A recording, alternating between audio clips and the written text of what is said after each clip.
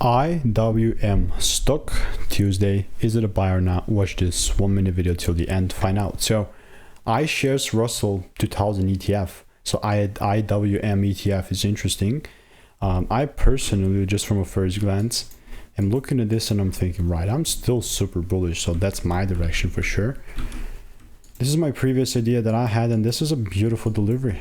Yeah, it's perfect. Let me show you the proof of that though.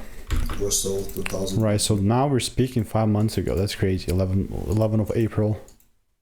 Like what we even higher in itself. So if the price, it gives me a double break. Right, boom. This is after, and now we're here. Nothing has changed. I'm still bullish towards these highs. Right, how would I position myself if I had to?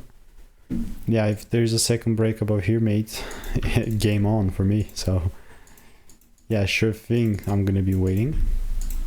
And that's about that. Has to close with a full candle close above 220.02. If you want to learn the strategy for free, click the first link in the description. See you in the next one.